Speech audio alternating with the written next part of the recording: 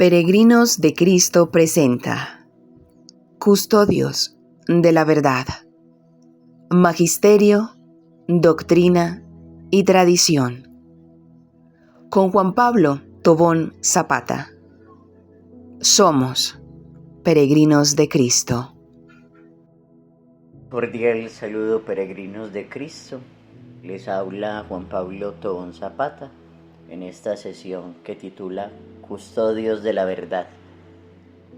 Para mí es un placer acompañarlos desde mi experiencia en el ámbito teológico y también desde la filosofía, de la cual soy profesional y docente de la misma. En este encuentro deseo transmitir una reflexión profunda, analítica, crítica a la vez, enraizada directamente en las Sagradas Escrituras, en el magisterio de la Iglesia y en la tradición.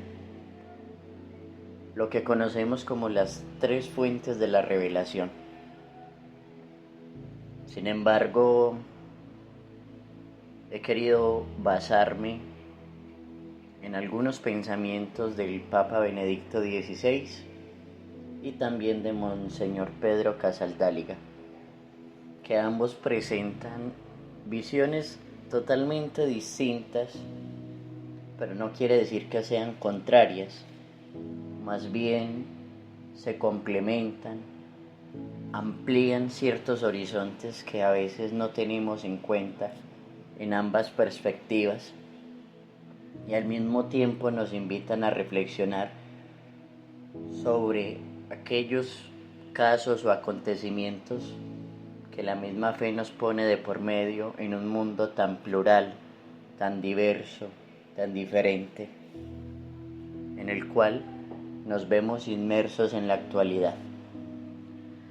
Antes de iniciar con el tema de lleno,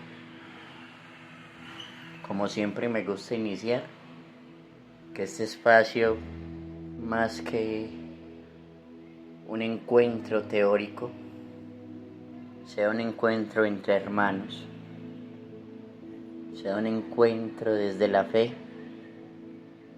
pero también un espacio de profunda oración.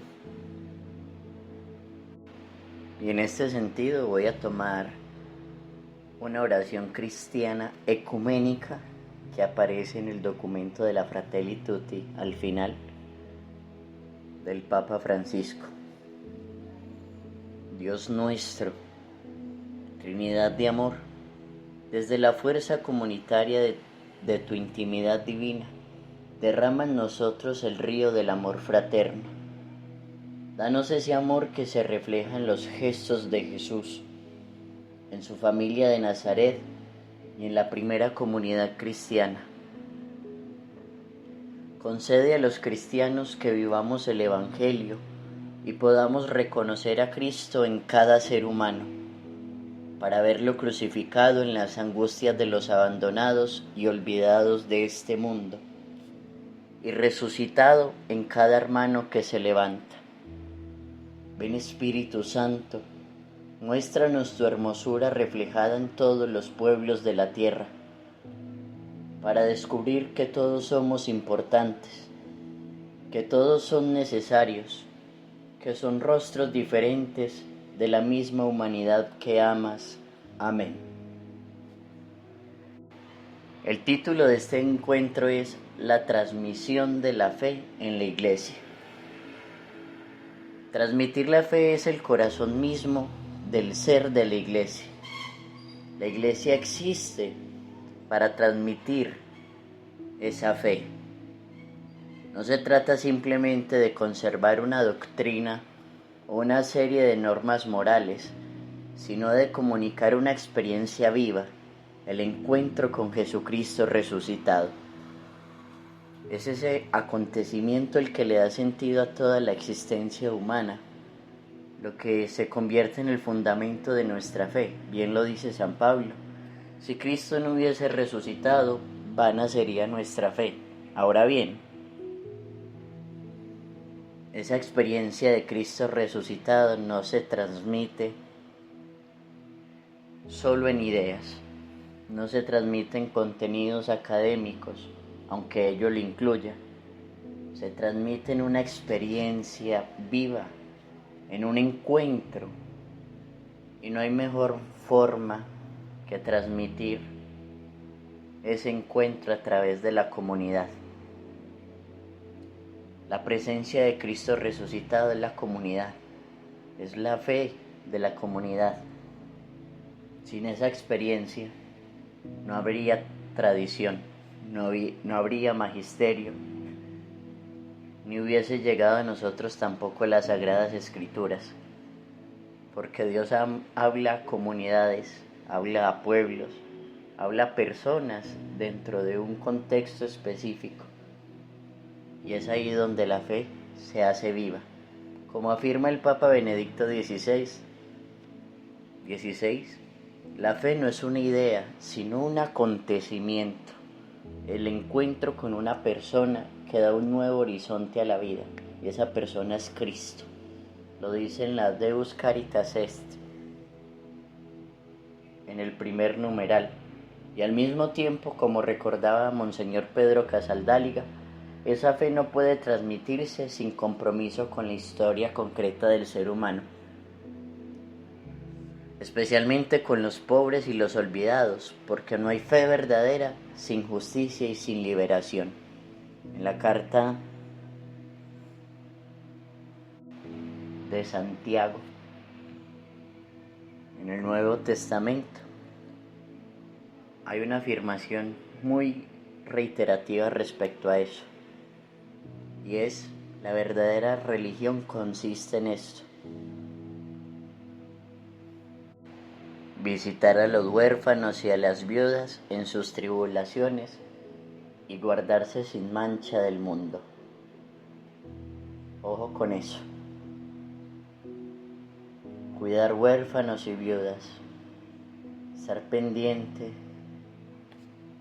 de las necesidades de nuestros hermanos. Muéstrame tu fe sin obras, que yo por mis obras te mostraré mi fe. Aparece también en la carta de Santiago.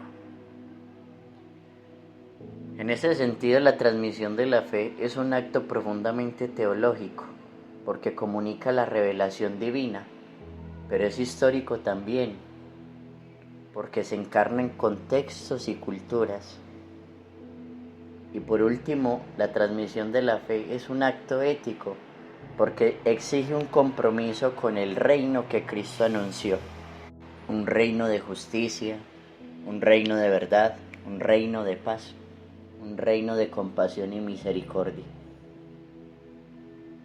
que se hace presente en este mundo. Lo primero entonces, teniendo en cuenta esto, es la sucesión apostólica, la fe que se transmite por comunión. Desde sus orígenes la Iglesia comprendió que la fe no podía ser un patrimonio individual o secreto. San Pablo en su carta a los Corintios lo expresa con la siguiente frase: les transmití lo que a mi vez recibí. Está en la primera carta a los Corintios. Esta frase es la raíz del concepto de tradición: entregar lo recibido. La sucesión apostólica, por tanto, no es un simple orden de jerarquías, sino una cadena viva de comunión que garantiza la fidelidad de la Iglesia al acontecimiento de la Pascua. La sucesión apostólica no es un poder humano, sino una continuidad sacramental del don del Espíritu. Es una continuidad sacramental del don que hemos recibido. Jesús mismo confía a los apóstoles el mandato de enseñar y bautizar. Aparece en Mateo 28. Esa misión se perpetúa a través de la imposición de las manos, símbolo de la tradición del Espíritu. Para Benedicto XVI, la sucesión apostólica es la garantía de la verdad y la unidad. En su catequesis sobre los apóstoles, dada en el 2006, afirma que el obispo no es un funcionario de la religión, sino el signo sacramental de la memoria viva de Cristo en la comunidad. Es un signo de unidad, está al servicio de la fe, de transmitir el acontecimiento de Cristo en su vida con el ejemplo. Casaldáliga también lo complementa, recordando que esa memoria no puede reducirse a una estructura de poder. El Evangelio no se transmite desde el trono, menciona él, sino desde el pesebre, desde los pies descalzos del pueblo. Por eso la sucesión apostólica tiene una doble dimensión: fidelidad al depósito de la fe y fidelidad al pueblo y a su historia. Ambas son inseparables. La fe no puede ser pura ortodoxia. No solamente se trata de un buen creer, sino también de un buen vivir, un saber vivir en comunidad. La totalidad del cuerpo de Cristo no se reduce, aunque es fundamental, a la celebración de la Eucaristía, sino que la celebración de la Eucaristía es la manifestación de la fe que se vive en comunidad, de la fe que se vive como pueblo. Ese es el cuerpo de Cristo. Cristo es la cabeza y nosotros sus miembros. El catecismo y la liturgia son otros dos pilares de la transmisión de la fe. El catecismo de la Iglesia Católica no es solo un compendio, una síntesis doctrinal, es la expresión organizada del acto de creer de la comunidad. Su estructura, la profesión de fe, la liturgia, la moral y la oración, manifiesta el camino integral del creyente hacia Dios. Cada artículo, cada cita bíblica es un recuerdo o un eco de la tradición que sigue viva en cada uno de nosotros y en el conjunto de la Iglesia. No es una repetición muerta. Benedicto XVI, en el Año de la Fe, nos recordó que el catecismo debe ser leído no como un manual cerrado, sino como una sinfonía donde la verdad se hace canto. Casaldáliga, desde otra perspectiva, diría que el catecismo debe tener olor a pueblo. Debe ser una palabra encarnada que no solo enseña a creer, sino a vivir creyendo. Por eso el verdadero catequista no transmite información, sino inspiración. No enseña ideas sobre Dios, sino el sabor de Dios en la vida.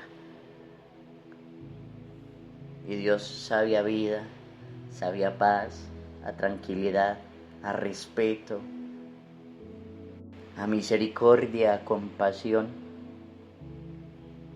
a justicia, a ternura y a muchas cosas más de las que tanto adolecemos a veces en este mundo. La liturgia es otro pilar fundamental de la transmisión de la fe. En ella la Iglesia no solo recuerda lo que Cristo hizo, sino que lo hace presente, lo actualiza en los sacramentos. Como enseña el Catecismo en el numeral 1074, la liturgia es un lugar privilegiado de la catequesis del pueblo de Dios. En la celebración, el creyente aprende el lenguaje simbólico de la fe. La fe no solamente se transmite en palabras, sino también en gestos, en signos, en el silencio y en la misma comunidad. Por lo tanto, la liturgia es escuela de fe y comunión. No se necesita muchas veces entender, sino vivir, donde la palabra se hace carne en la historia concreta de cada uno. Benedicto XVI, en Sacramentum Caritatis, insistía en la belleza de la liturgia como camino de evangelización. La belleza es una forma de manifestación de la verdad. Y Pedro Casaldáliga añadía que la liturgia no puede ser ajena al dolor del mundo. Si en la misa no hay un lugar para los crucificados de la historia, para los marginados, para aquellos considerados pecadores, que seríamos todos, esa liturgia no es del reino, sino hay lugar para todos. Así, la liturgia del catecismo se complementa. La liturgia celebra lo que el catecismo enseña y el catecismo explica lo que la liturgia celebra. Ambos son caminos por los cuales el Espíritu Santo sigue enseñando a la Iglesia y en la Iglesia también. Desde la era apostólica hasta hoy, la transmisión de la fe ha tenido tres grandes momentos, podemos mencionarlos. La Iglesia primitiva, la protoiglesia, la primer manifestación, digámoslo así, de la Iglesia, en la que la fe se transmitía de forma oral en la comunidad, por medio de la predicación y el testimonio de vida. No había textos sistemáticos, la fe era una narración, una memoria viva constante. De los apóstoles a las primeras comunidades, a quienes ellos evangelizaron, pero también a las personas que estas comunidades transmitieron la experiencia viva de Cristo. Con el surgimiento de los credos, sobre todo en la época patrística y medieval, la tradición empieza a consolidarse o a coger estructura en formas doctrinales. La catequesis empieza a organizarse, la liturgia se estructura y el magisterio episcopal garantiza la comunión. El tercer momento sería entonces la modernidad y la actualidad. Ya tenemos la iglesia primitiva, la época patrística y medieval, y la modernidad y la actualidad, en donde la transmisión de la fe enfrenta nuevos desafíos, no problemas, desafíos. La secularización, desde sus manifestaciones menos drásticas como la separación entre ciertos tipos de poderes, como es el poder religioso, el poder político, entre otras cosas, hasta manifestaciones más extremas como es el secularismo, donde se pretende eliminar a Dios de todos los estadios existenciales del ser humano, ya sea política, en los colegios, en el lenguaje incluso, relegando todo al ámbito privado. Otro desafío, el pluralismo religioso. Hay diferentes manifestaciones espirituales y religiosas en el mundo y han ido creciendo, pero también tenemos otro como la indiferencia espiritual. Y aquí la Iglesia, como diría Benedicto XVI, debe volver a proponer el Evangelio, no como imposición, sino como testimonio razonado de esperanza.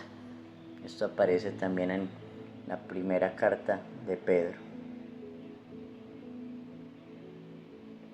Casaldáliga complementaría que esa nueva evangelización solo será auténtica si evangeliza también las estructuras injustas, haciendo de la fe una fuerza transformadora del mundo. Transmitir la fe no es repetir fórmulas, sino contagiar vida. Como decía Benedicto XVI, la fe crece cuando se comunica. Y Casaldáliga dice, la fe que no se hace amor, justicia y esperanza en la historia, se muere de asfixia. Por tanto, la transmisión de la fe es un acto místico, pedagógico y profético. Místico porque comunica el misterio de Dios, pedagógico porque forma la mente y el corazón del creyente, y profético porque anuncia y denuncia, encarnando el reino de Dios en la historia. La sucesión apostólica, por lo tanto, garantiza su autenticidad. El catecismo y la liturgia expresan esa autenticidad de la fe transmitida por los apóstoles, pero el Espíritu Santo es quien lo hace posible. Él es el gran transmisor, el que convierte las palabras humanas en palabra viva. De tal manera que la fe no se hereda como una propiedad, se comparte como una llama, y cada generación al recibirla está llamada a mantenerla encendida en la historia. Me gustaría agregar aquí, para finalizar, un aspecto que, si bien hemos tratado en otros momentos, me atrevería yo, o me tomo el atrevimiento a denominarlo la cuarta fuente de la revelación. Estamos acostumbrados a hablar de la tradición, del magisterio y de las sagradas escrituras, pero se nos olvida un aspecto fundamental, y es la comunitariedad. Diría yo entonces que la cuarta fuente de la revelación es el pueblo de Dios. Si vamos a las Sagradas Escrituras, después de la resurrección del Señor, varios estaban presentes, escondidos por miedo, varios de los apóstoles. Entre ellos, en ese momento cuando Jesús se les presenta, no estaba Tomás, pero los demás apóstoles reunidos en comunidad vieron al Señor. Tomás, que estaba solo, estaba en otra parte, no se encontraba allí, no vivió esa experiencia de Cristo resucitado. Al contrario, fue cuando volvió a reunirse con el resto de apóstoles que pudo exclamar: Señor mío y Dios mío. El Concilio Vaticano II, en la Lumen Gentium y en la Dei Verbum, amplía la comprensión de la revelación como un diálogo entre Dios y su pueblo, no solo como un flujo en una sola dirección, desde lo alto hacia lo bajo. De allí surge una nueva conciencia. El pueblo de Dios no es un simple receptor pasivo, sino un lugar teológico donde el Espíritu continúa revelando el rostro de Dios en la historia. Desde el Antiguo Testamento, Dios no se revela solo a individuos, sino a un pueblo concreto. En Jeremías aparece: yo seré su Dios y ustedes serán mi pueblo. El pueblo es el destinatario y mediador de la alianza. En el Nuevo Testamento esta lógica también se profundiza. Ustedes son linaje elegido, sacerdocio real, nación santa y pueblo adquirido por Dios. La revelación no termina con los apóstoles, y aunque Cristo es plenitud de la revelación continúa viva en la comunidad creyente guiada por el Espíritu. Por eso Jesús promete, lo encontramos en el Evangelio de Juan: el Espíritu les recordará todo lo que yo les he dicho. Y el Espíritu no se limita al magisterio jerárquico, sino que habita en todo el pueblo, lo que la teología denomina el sensus fidei fidelium, es decir, el sentido de la fe de los fieles. El pueblo, como fuente de revelación, no compite con las Sagradas Escrituras, ni con la tradición, ni con el magisterio, sino que los completa desde la experiencia viva de la fe. Benedicto XVI, en la Verbum Domini, manifiesta lo siguiente: la palabra de Dios se hace oír en la voz viva de la Iglesia, y de modo particular en la vida de los fieles que, guiados por el Espíritu, la encarnan en los diversos contextos culturales. Es decir, el Espíritu sigue revelando el misterio de Cristo en la historia concreta de los creyentes, Pedro Casaldáliga lo decía en su lenguaje profético. Dios no solo habló en el Sinaí, sigue hablando en la favela, en el campo, en la mujer que lucha, en el joven que sueña, en el pueblo que sufre. Por tanto, el pueblo creyente es un lugar teológico de revelación, porque en él Dios sigue manifestando como historia de salvación. Vuelvo y repito eso. Por tanto, el pueblo creyente es un lugar teológico de revelación, porque en él Dios se sigue manifestando como historia de salvación. Este reconocimiento del pueblo como cuarta fuente de revelación surge de la necesidad de superar una visión clerical o elitista de la revelación. Durante siglos la fe se concibió como algo que bajaba desde la jerarquía hacia la base. Sin embargo, la experiencia histórica muestra que muchas veces el Espíritu habló primero al pueblo sencillo antes, que a las estructuras oficiales. Te doy gracias, Padre Santo, porque has revelado estas cosas a los humildes y sencillos, ¿cierto? Y las has ocultado a los sabios y entendidos de este mundo. En los profetas que eran la voz del pueblo ante los poderosos, en las comunidades perseguidas que mantuvieron viva la fe, en los movimientos sociales y eclesiales que encarnaron el Evangelio en la historia. Casaldáliga lo resumió en una frase clave: el pueblo de Dios no solo recibe la revelación, la continúa con su esperanza. Desde la razón teológica, esto implica entender la revelación no como un bloque cerrado, sino como una historia en desarrollo, en la que Dios sigue comunicándose a través de la experiencia humana. Benedicto XVI insistiría en que el sensus fidei, es decir, el sentir o el sentido de la fe de los fieles, no puede contradecir la fe apostólica, pero sí puede enriquecer su comprensión. Él diría que el pueblo no inventa la verdad, pero la reconoce con el corazón creyente.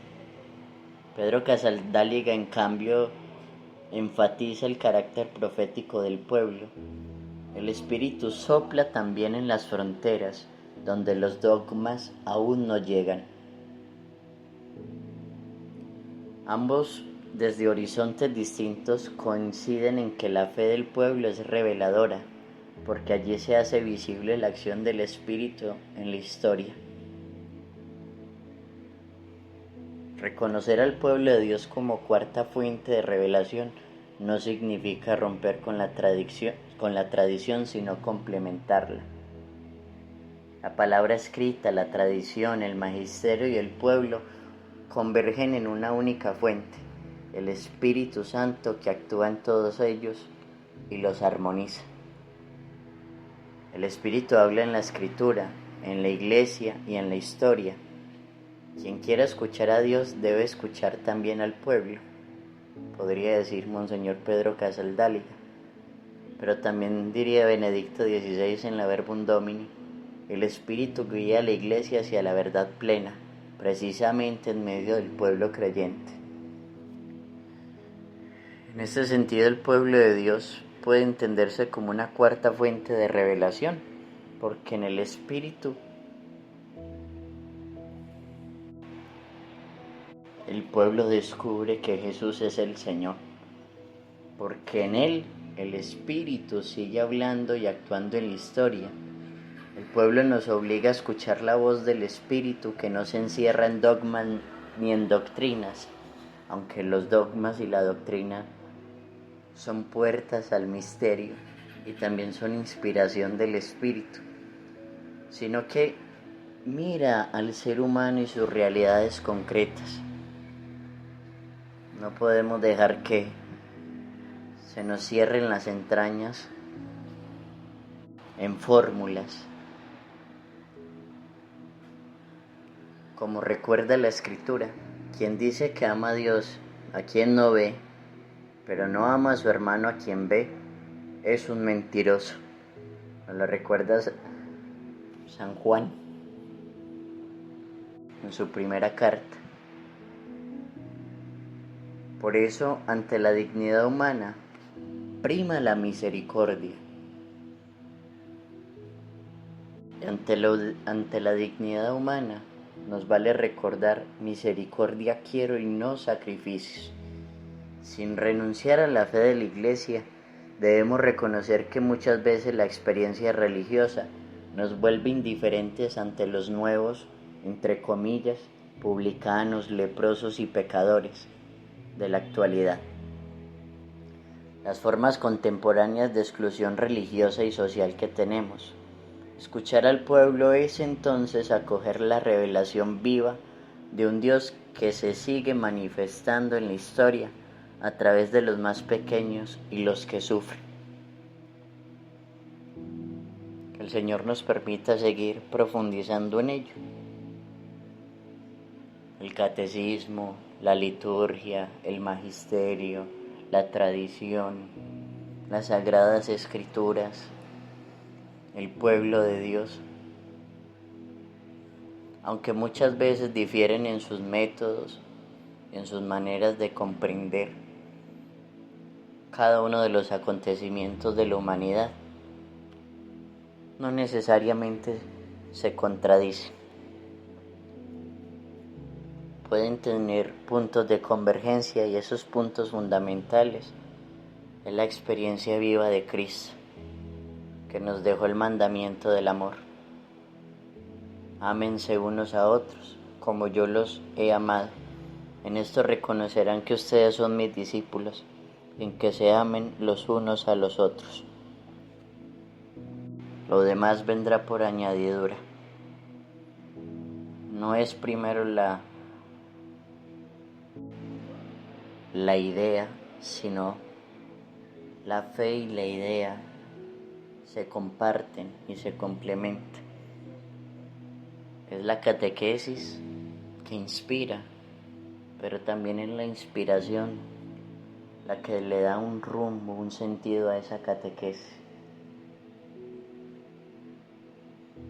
Que el Señor nos siga acompañando, bendiciendo, y María nos ayude a que, como discípulos y misioneros que somos, podamos salir siempre al encuentro de los demás.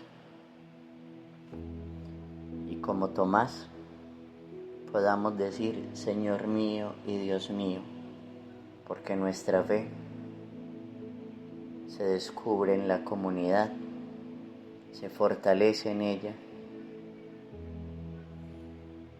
y nos invita a salir de nosotros mismos. Ay de mí si no predico el Evangelio, dice San Pablo. Mil bendiciones para todos.